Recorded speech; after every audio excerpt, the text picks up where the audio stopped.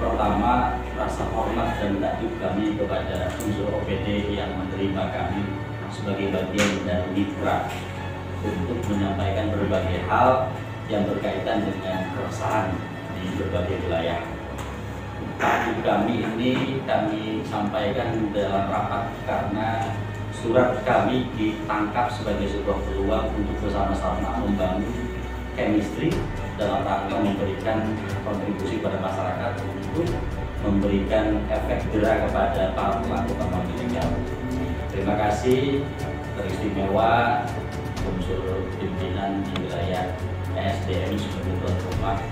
Ada mungkin perwakilan dari kepala dinas dari SDM, lalu induk atau orang tua kami dari OPP, Pak Kabid. Pak Kabid ini istimewa. Ada beberapa pejabat yang saya WA, balasannya WA, tapi belum langsung telepon. Malam pun saya sampaikan pagi aja balasan Pak, ya pagi langsung telepon. Karena bagaimanapun juga ternyata membangun komunikasi itu jadi penting. Karena ada hal yang biasanya suka terlena karena tersumbat dari soal komunikasi. Lalu dari unsur Ella hadir, Ella juga hadir. Belum ya. Ya memang hanya 2 OPD yang hadir. Dan kawan-kawan semua, ada sekretaris umum yang kemarin kita sudah kumpulkan, ada Pak Muhammad dan MM Pak Bohir. Lalu ada para wakil ketua. Kita hari ini berhimpun dari berbagai ormas dan LSM serta komunitas yang ada di Provinsi Banten untuk menyikapi berbagai hal. Kami pada saat hari ini kami ingin fokus pada persoalan.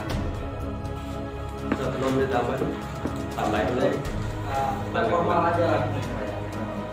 Kita terkait tadi DPR ya. Dan itu kan bentuknya dalam perizinannya ada IPR, izin pertambangan rakyat. Izin pertambangan rakyat itu berada dalam satu lokus atau wilayah yang sudah ditentukan.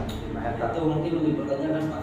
Tapi dari hasil investigasi kami dari tim Forwatu, kita izin memaparkan yang kayak untuk kegiatan batu bara diduga ilegal di wilayah Lebak Selatan berada di 3 kecamatan. Pertama Kecamatan Cihara, Kecamatan Bayang, dan Kecamatan Panggarangan.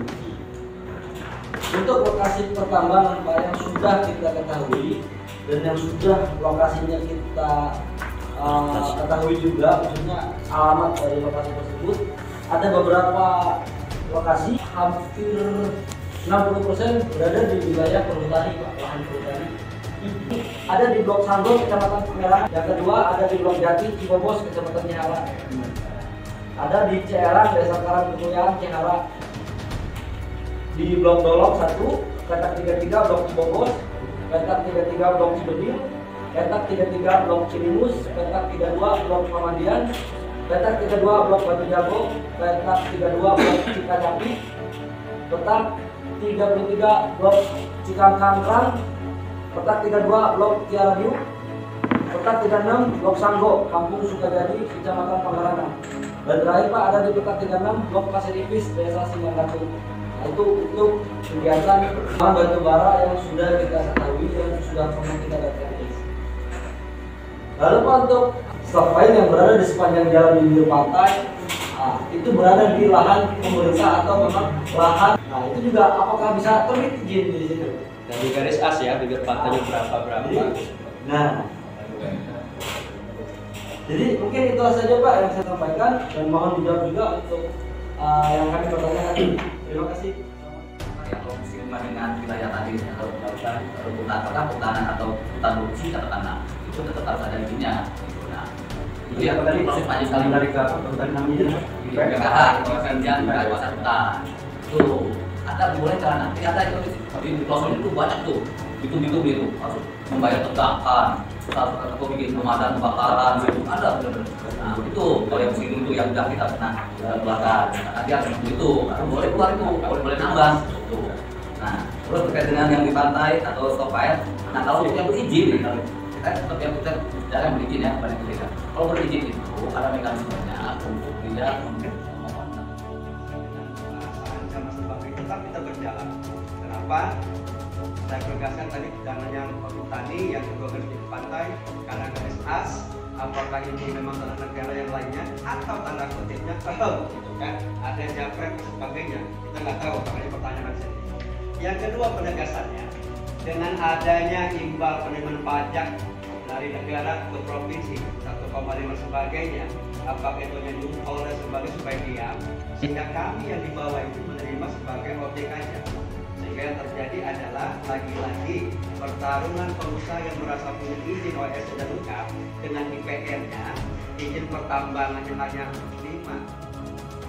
Bapak yang sebelah pengen apa kejelasan WP-nya ya, wilayah pertambangan. Jadi itu saya pikir dari dinasti itu ya Pak, apa namanya, tata ruang ya yang harus dihadirkan, karena ya teman-teman dari sana yang lebih tahu mana titik koordinat ini bagian kita atau provinsi kabupaten.